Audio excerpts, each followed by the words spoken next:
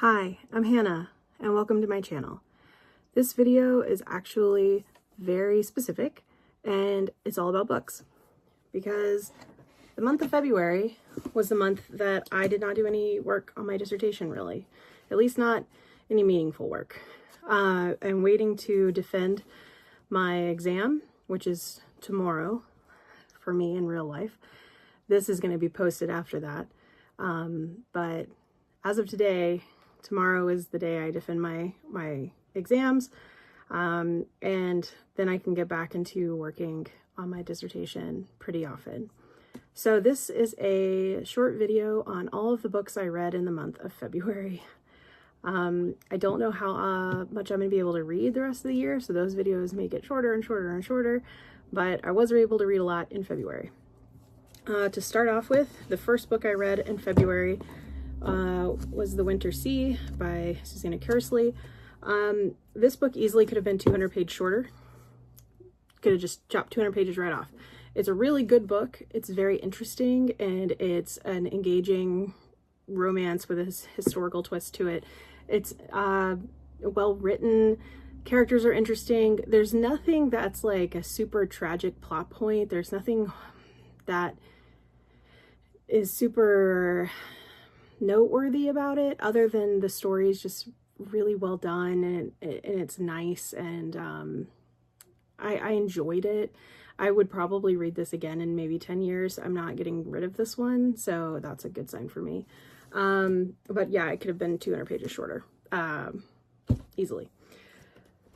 Following that up is Chill Rain in January. This is another Carl Ahlberg book. If you watch Murder in a Small Town on, it's on Hulu, I know, I forgot what channel, probably FX or something. That's an active show that's out right now. This is a story that is within that universe. And this specific story has already been covered in the television series.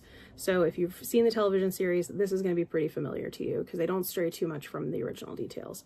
I will say this is probably the first time that I didn't like the character of Carl Ahlberg, who I think is really noteworthy in the show. And Ross of Sutherland plays him so well that sometimes you forget that Ross of Sutherland's version of Carl Ahlberg and then L.R. Wright's version of Carl Ahlberg are very different people. And this version of him is dated, a little cringy, things that are probably through the lens of it being 2026. I can look back on this book written in the 80s and be like, yeah, you're kind of an asshole, or you're kind of, you know, maybe not the best person in the world, but it was still a compelling story, and I enjoyed it. Even though I knew how it ended, and I knew that the details of it, reading it's always more interesting, because L.R. Wright does a great job of pivoting between Carl Ahlberg's point of view and the point of view of like the killer, or a couple of people that are in the vicinity of the killer. And so that shifting narrator is really interesting, and they do a really good job with it. So loved this. I continued to read the series, so but we'll get into that in March's book video. Shameless plug for The Secret Lives of Mormon Wives. I read Mayci Neeley's autobiography or memoir. I think Mayci Neeley has a really good story. I think Mayci Neeley needed a better copy editor. This book had so much potential, and instead it just reads like a stream of consciousness of events that happened in the past. There's very little, there's not much more to it than that. And so while the events are really captivating, I don't feel like I got a sense of who she is in the book, and that's so disappointing, because who she is portrayed through media is such an engaging personality, and I was just hoping for more. So didn't love this. I think that if anyone were to find themselves in a similar situation, as far as like feeling shame or a loss of some innocence or dignity from, especially with like a religious overtone, this book would be really important. And this could help a lot of people for sure. I just wish she had a better copy editor. That's just my 2 cents though. I did pivot into a new series or a new writer. I've never read anything by Wendy Webb. I don't know how this came up. It was somebody recommended it somewhere, or it popped up on Thrift Books. But I read The Keepers of Metsan, Valo. This is a really good story. I enjoyed it immensely. I was very motivated to keep reading it. I was a little bit sad when it ended. Very wonderful story. Highly suggest. 10 out of 10, no notes. I bought another book by her because I thought it was such a good story.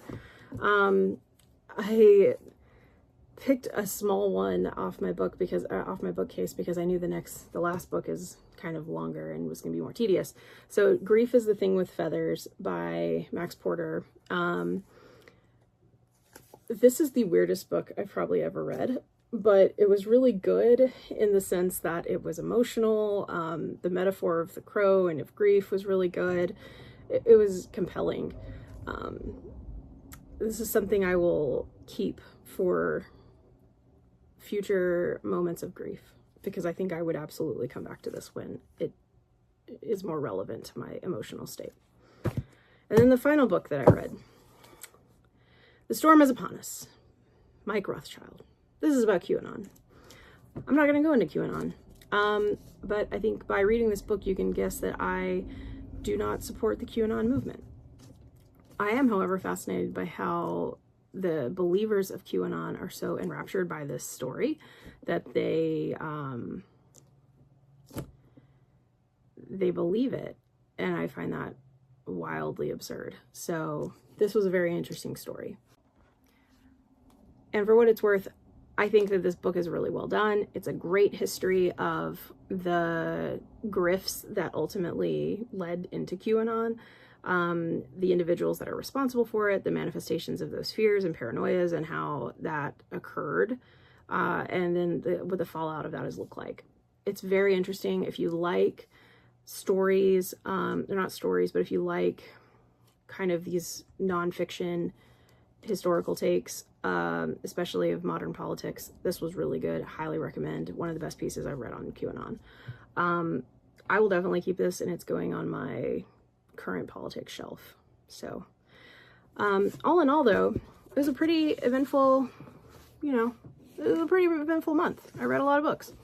I'm pretty excited about it, mostly because I know that with my defense tomorrow, I will start writing my dissertation again, and I might have to limit some of my extra time to my hobbies. So I might have to carve out specific time for reading, and carve out specific time for knitting, and carve out specific time for, whatever else is going on. So I really am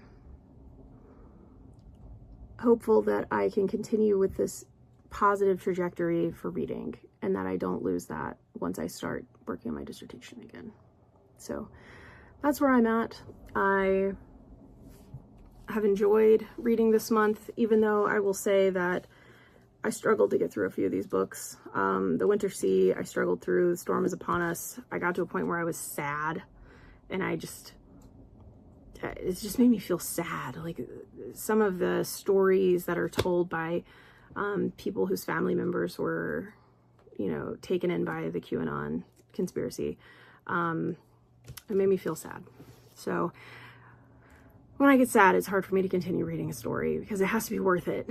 And I don't feel like there's a good enough conclusion to QAnon for me to be like, oh, that was worth it. And so for me, it was just kind of like, wow, that sucks. This is horrible. This is still happening. If I had to pick a favorite book for the month, without a doubt, 100%, Keepers of Metsan, Valo, Wendy Webb. 100%, no notes. I'm excited to read another book by her when it gets here. Thrift Books, I think, is supposed to arrive next week, I think. So I'll get on that. But yeah, I enjoyed reading this month. I feel like I got out of my comfort zone of what I normally read by taking on, the memoir, the political book, the kind of bizarre Max Porter grief book. which is phenomenal. Do not get me wrong, but it's nonlinear, it's bizarre, it's distinct. So I'm excited. I know that it's just the beginning of March. I'm reading another Carl Ahlberg book right now, and then I will pivot into the next thing. I might need a couple of romance books, I think might be in my future, because that's one pile of my to be read pile that I haven't touched in a while. So I might read a romance novel this month, and then yeah, we'll see what happens. Anyway, thank you so much for coming by. It was great to talk to you about books. If you have read any of these books and you have differing opinions, or you have suggestions of something you think I should read, please let me know. I will link every one of these books in the description of the video. And I link to thrift books because that's where I buy all of my books. And I sell my books back when I know if I'm not going to read them. And I pretty much just love thrift books. Thrift books can do no wrong in my mind. So, anyway, yeah, thank you so much for stopping by. I'll see you next month. Have a great day.